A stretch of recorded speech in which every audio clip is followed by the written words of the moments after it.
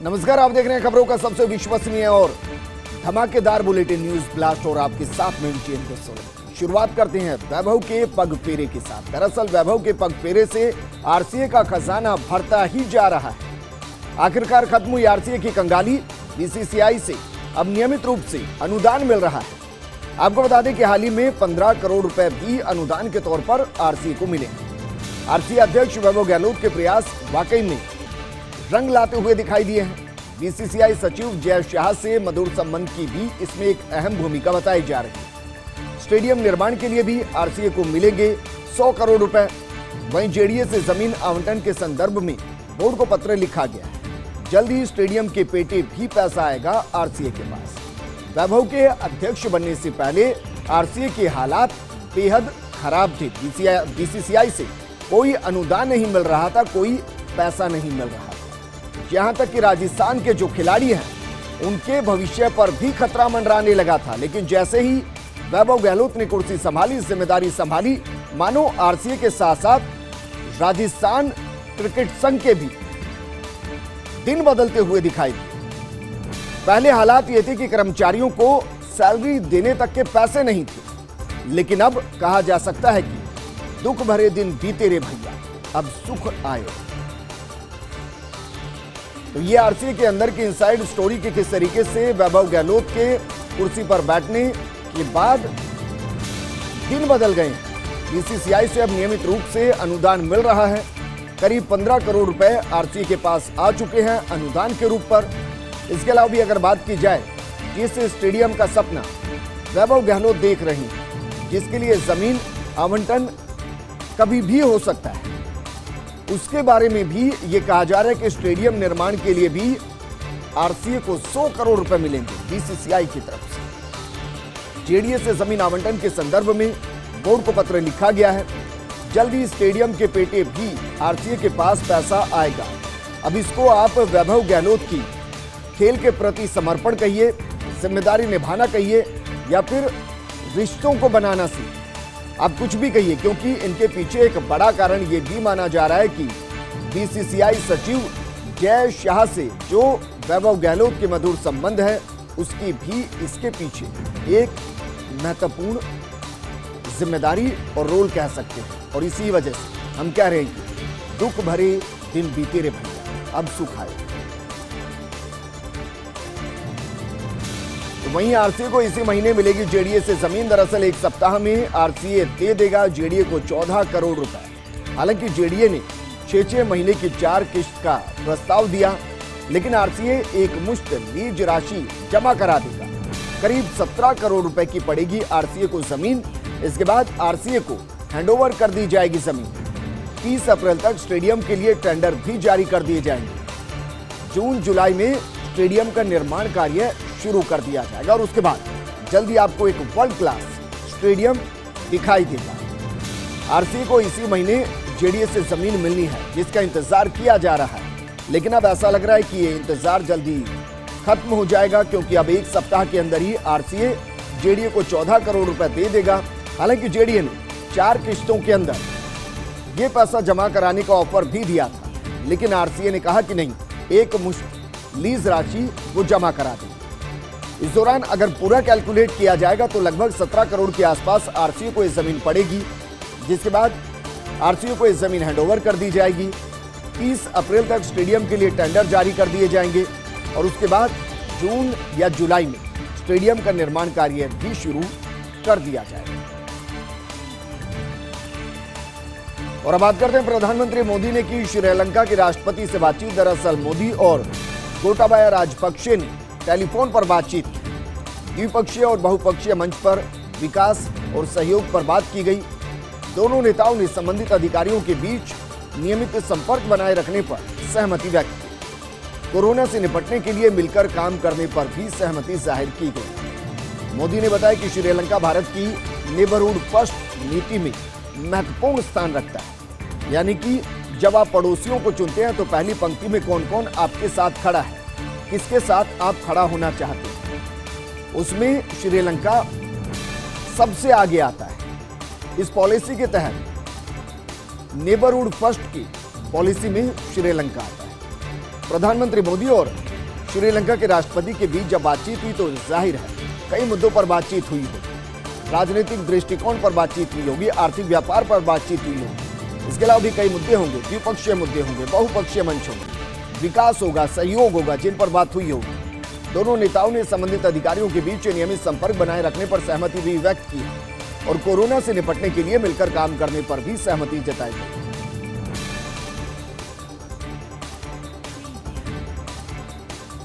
और अब बात करते हैं बंगाल चुनाव के घमासान की। दरअसल अमित शाह और जेपी नड्डा पार्टी कार्यकर्ताओं के घर जाने की तैयारी में हैं।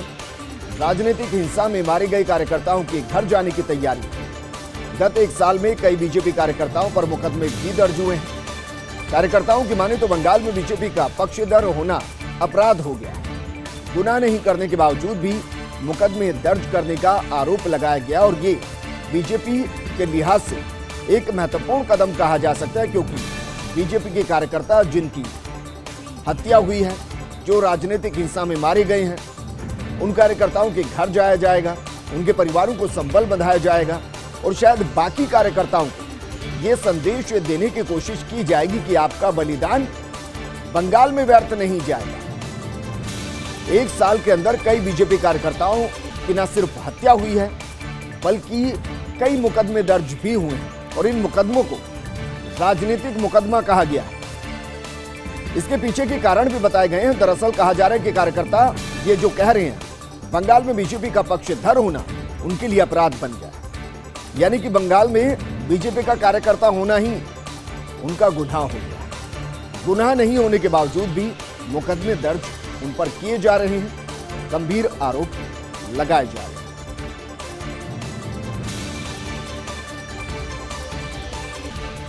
और अब बात करते हैं स्टार प्रचारकों की। स्टार प्रचारकों को विशेष सुरक्षा दी जा सकती है। चुनाव आयोग इस बार कर रहा विचार। जानकार सूत्रों के मुताबिक स्टार प्रचारकों की सुरक्षा में लगाए जा सकते अर्धसैनिक बल। बंगाल के विशेष प्रवेशक अजय नायक और विशेष पुलिस प्रवेशक विवेक दुबे ये फैसला ले। ममता बनर्जी के चोटिल होने की घटना के बाद विचार किया जा रहा है।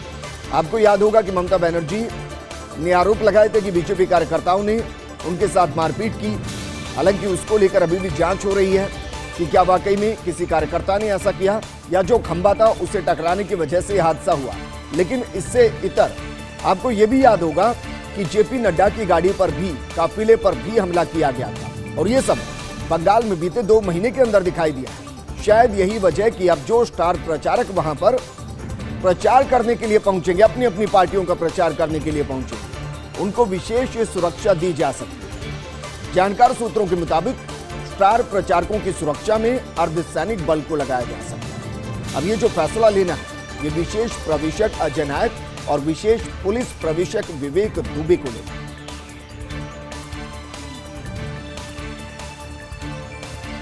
वहीं महाराष्ट्र और कर्नाटक के अंदर तकरार बढ़ती हुई दिखाई दे रही है। दरअसल कर्नाटक राज्य परिवहन निगम ने बस सेवा बंद कर दी है।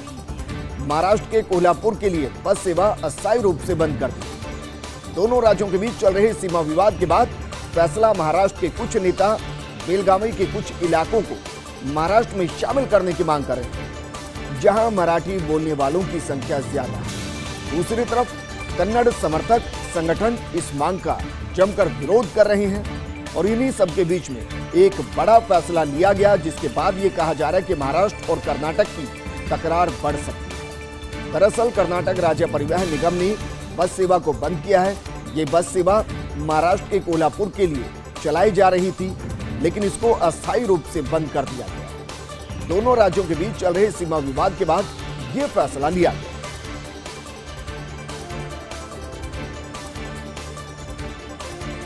अब आपको बताते हैं कि त्रिवेंद्र सिंह रावत की सीएम पद से विदाई। दरअसल इनसाइड स्टोरी क्या है, ये पूरी पटकथा किस तरीके से लिखी गई। जानकार सूत्रों के हवाले से जो खबर मिली है, इसके पीछे एनएससी यानी कि अजीत डोभाल की एक रिपोर्ट है जो 1 साल पहले तैयार की गई थी। रिपोर्ट में सीएम फेस नहीं बदलने की स्थिति में बीजेपी की हार बताई गई, लेकिन कोरोना महामारी के चलते त्रिवेंद्र रावत को 1 साल की मोहलत मिल गई। इसके अलावा नौकरशाही पर जरूरत से ज्यादा निर्भर थे त्रिवेंद्र सिंह रावत और इस वजह से भी उनकी कुर्सी पर खतरा लगातार बना रहा। इन सभी शिकायतों के बाद त्रिवेंद्र सिंह को रिप्लेस करने का फैसला हुआ, जिसके बाद तीरथ सिंह जैसे एक नए चेहरे पर दांव खेला गया। लेकिन अब सवाल यह है कि तीरथ सिंह जो कि एक नए चेहरे के तौर पर लगभग 1 साल के लिए ही मुख्यमंत्री पद की जिम्मेदारी संभालेंगे, उनके पीछे किस किस की महत्वपूर्ण भूमिका है, तो ये भी हम आपको बता रहे हैं। जानकार सूत्रों के हवाले से जो जानकारी मिली उसके मुताबिक तीरथ को आगे लाने में अजीत डोभाल, संघ और निशंक की अहम भूमिका है। पौड़ी से सांसद तीरथ की जगह अब शौर्य डोभाल की लोकसभा चुनाव लड़ने की भी चर्चाएं चल रही।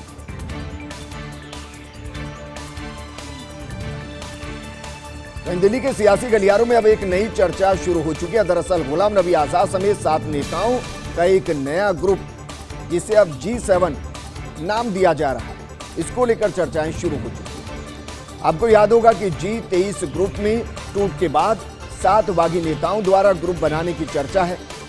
चुनाव वाले राज्यों में ये सभी नेता कर सकते कांग्रेस के खिलाफ प्रचार। इन नेताओं में से एक भूपेंद्र हुड्डा पिछले दिनों मिले थे गुलाम नबी आजाद से। सीबीआई और ईडी में चल रहे अपने मानेसर जमीन घोटाले प्रकरण को लेकर चर्चा की गई, लेकिन आजाद ने एक बड़े बीजेपी नेता से बात कर हुड्डा को दिलवाई कुछ राहत।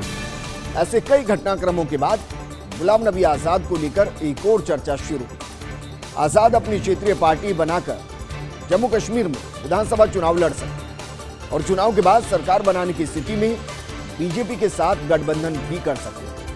आपको याद होगा कि कांग्रेस के एक स्टार प्रचारक की लिस्ट अभी आई, उसमें G23 के काफी नेताओं के नाम नहीं थे, यानी कि वो स्टार प्रचारक की लिस्ट में नहीं थे। उसके ऊपर भी ये कहा जा रहा था कि शायद असंतुष्ट कांग्रेस के नेताओं को जगह नहीं दी गई। लेकिन अब 7 ऐसे बागी नेता जिनके ग्रुप बनाने की चर्चाएं और इसको नाम दिया गया है G7।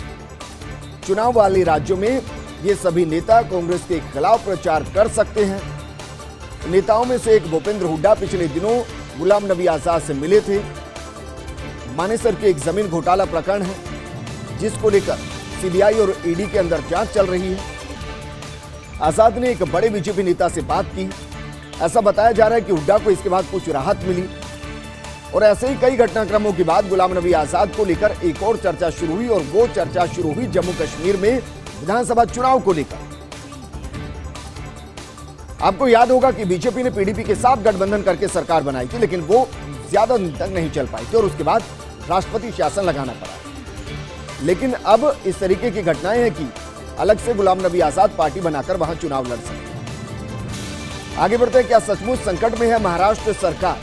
महाराष्ट्र सरकार के एक संभावित फैसले से संघ को चिंता हो गई। संघ भूमि नागपुर में 15 से 21 मार्च तक लॉकडाउन की चर्चाओं से चिंता है, क्योंकि 19 और 20 मार्च को बेंगलुरु में संघ की अखिल भारतीय प्रतिनिधि सभा होनी है। बैठक में शामिल होने के लिए बड़ी संख्या में स्वयंसेवक नागपुर से बेंगलुरु पहुंचेंगे। लेकिन इस बीच उद्धव ठाकरे ने संघ नेताओं को आश्वस्त किया कि उनके बेंगलुरु दौरे में नहीं आएगी इस फैसले से कोई अड़चन। बीजेपी से अलग होने के बावजूद उद्धव के हमेशा रहे हैं संघ के साथ मधुर संबंध। वहीं दूसरी तरफ उद्धव ने विधानसभा में मजाक में एक टिप्पणी भी की थी और कहा था कि हम पहले भी आपके साथ सरकार में थे, आगे भी हो सकते। इसके बाद एक सप्ताह पहले ही फडणवीस और चंद्रकांत पाटिल की बैठक भी हुई। नागपुर में संघ प्रमुख मोहन भागवत के साथ दोनों की लंबी बैठक हुई। इस मीटिंग के बाद एक बार फिर से लगने लगे हैं कि राज्य में नए समीकरण बनने वाले, यानी कि मुमकिन बीजेपी और शिवसेना की सरकार वापस सत्ता में लौटे। बुलेटिन में खबरों का सिलसिला लगातार जारी है, लेकिन यहां रुकेंगे एक छोटे से ब्रेक के लिए। जल्द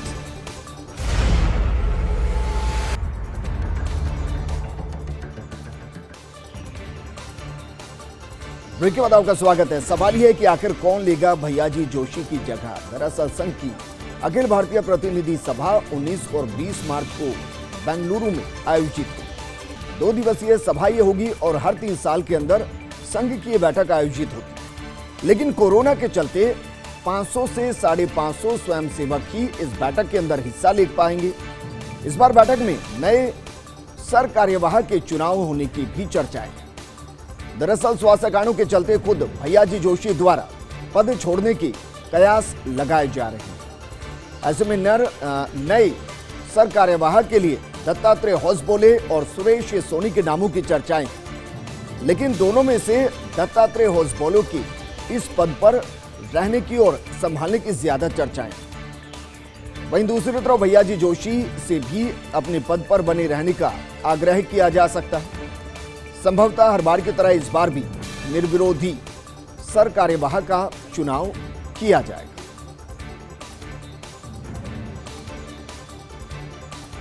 और बात करते हैं स्टार प्रचारकों की सूची। विवाद पर कांग्रेस का स्पष्टीकरण है। दरअसल G23 नेताओं की सूची में नाम नहीं होने पर फिजूल का विवाद बताया गया। ऐसे विवाद की आलोचना करते हुए कांग्रेस ने स्पष्ट किया और कहा कि इस पर अनावश्यक बवाल खड़ा करने की जरूरत नहीं है, क्योंकि बंगाल में होने वाले चुनाव के लिए स्टार प्रचारकों की पहली सूची है। असम, पुडुचेरी, केरल, तमिलनाडु, इनके लिए अभी भी सूचियां जारी करना बाकी है, जिसमें चुनाव प्रचार के लिए पार्टी के विभिन्न नेताओं को दायित्व सौंपा जाएगा। यानी कि G23 के जो नेता ये समझ रहे हैं कि बंगाल चुनाव के दौरान जो स्टार प्रचारकों की लिस्ट जारी हुई और उसमें उनका नाम नहीं है, उनको अभी इंतजार करना चाहिए। 4 अन्य जगह भी चुनाव होने और वहां पर भी स्टार प्रचारकों की लिस्ट जारी होगी। मुमकिन है कि उनको वहां पर जगह दी जाए।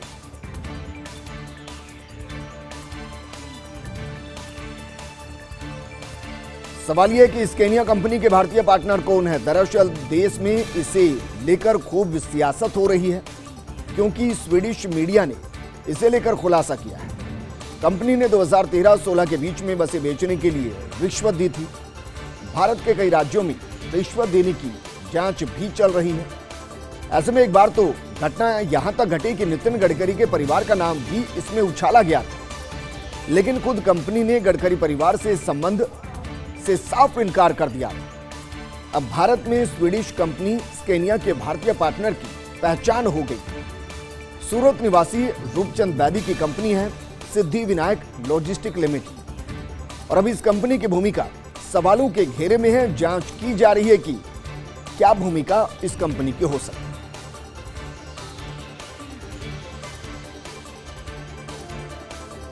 भारतीय सियासत में चल रहा भक्ति का मोदी, राहुल, ममता बनर्जी, केजरीवाल सभी भक्त पूजा पाठ भी अब निजी नहीं सियासी हो गए हैं।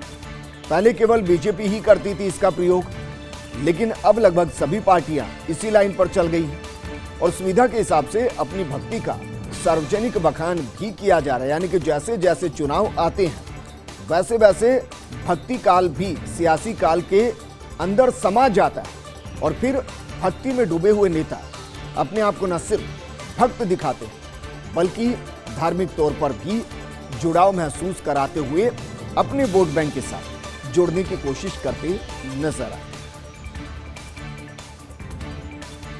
वहीं केरल में कांग्रेस को रोकना ही बीजेपी का टारगेट है, क्योंकि केरल फ्लिप स्टेट यानी कि 5 साल में बदलती सत्ता। ऐसे में अब की बार कांग्रेस नेतृत्व वाली यूडीएफ की सत्ता में आने की उम्मीद, लेकिन बीजेपी इसे रोकने के लिए एड़ी चोटी का जोर लगा रही है। इसके लिए बीजेपी सीपीएम के नेतृत्व वाले मोर्चे की जीत के लिए मदद कर रहा है।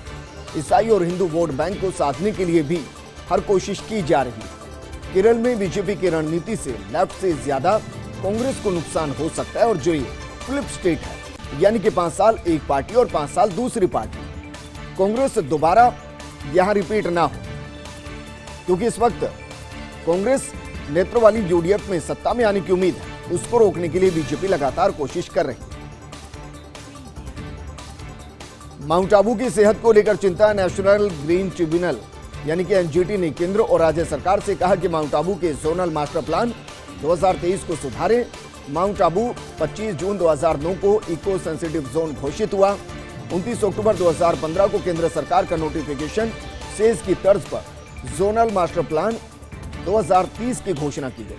घोषणा को चुनौती 2019 में एनजीटी का 9 सदस्यों का पैनल और कमेटी की रिपोर्ट के बाद प्लान मॉडिफाई करने के निर्देश दिए गए। निर्माण कार्यों में पर्यावरण का ध्यान रखने के भी निर्देश दिए गए। असम में नागरिकता संशोधन विधेयक बड़ा मुद्दा है। बीजेपी ने 2 वर्ष पूर्व इसको लागू करने में दिखाई तेजी और इसके खिलाफ असम में बड़े आंदोलन हुए। कोरोना वायरस के कारण सीडब्ल्यू का मुद्दा पीछे छूट गया। अब चुनाव में सीडब्ल्यू का नाम भी बीजेपी नहीं ले रही। बीजेपी की चुनावी सभाओं में सीडब्ल्यू का जिक्र नहीं। सीडब्ल्यू के खिलाफ असम में 2 क्षेत्रीय पार्टियां बनी। कांग्रेस का प्रचार जारी है, वहीं सीडब्ल्यू वापस नहीं हुआ है। अगले महीने विधानसभा चुनाव में बीजेपी की परीक्षा है। पिछली बार बनी थी सरकार, इस बार बनेगी या नहीं, ये एक बड़ा सवाल। अब हमेशा के लिए बदल चुकी बंगाल की राजनीति। विधानसभा चुनाव में बंगाल की राजनीतिक तस्वीर साफ। तृणमूल कांग्रेस जीते या बीजेपी, कोई फर्क नहीं पड़ता। चरमरा गया है राज्य का पुराना राजनीतिक ढांचा। तृणमूल के पास संगठन और बीजेपी के पास संघ की ताकत। प्रधानमंत्री मोदी के नाम पर चुनाव लड़ रही है बीजेपी। ममता बनर्जी बनाम मोदी बन गया है विधानसभा का चुनाव। क्या मोदी के नाम पर बीजेपी को जिता देंगे बंगाली? ये भी एक बड़ा सवाल है। बंगाल विधानसभा चुनाव में मोदी की भी एक तरीके से परीक्षा है। ममता बनर्जी हादसे में घायल, कोई हमला नहीं हुआ। चुनाव आयोग के प्रवेशकों ने रिपोर्ट दी है। नंदीग्राम के कार्यक्रम की अनुमति नहीं ली गई थी।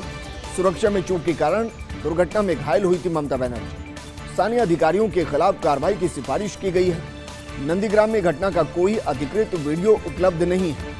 10 मार्च को घायल हुई थी मुख्यमंत्री ममता बनर्जी।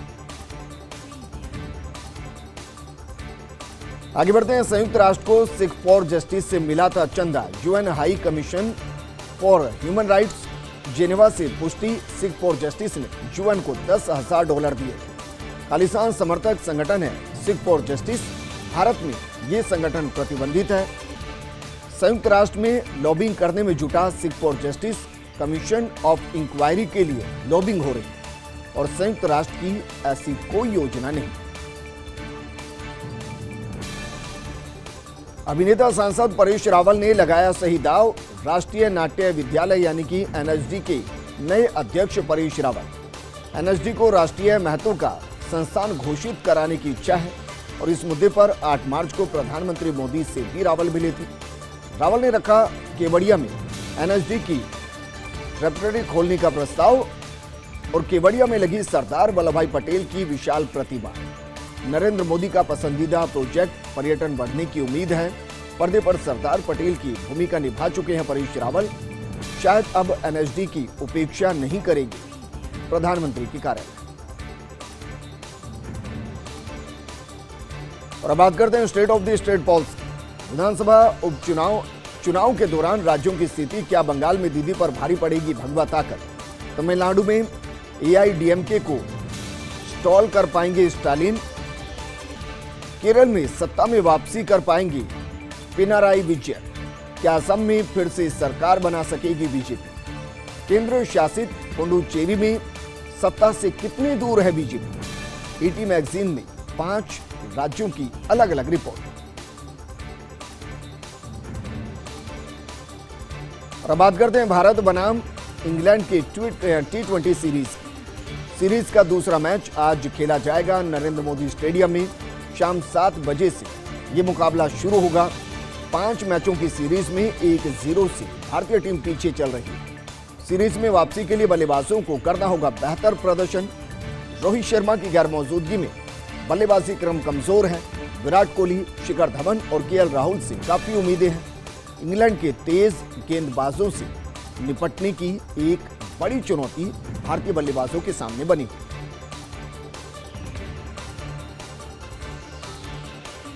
इस बुलेटिन में फिलहाल इतना ही, लेकिन आप बने रहिए फर्स्ट इंडिया न्यूज के साथ, क्योंकि खबरों का सिलसिला लगातार जारी है। नमस्कार।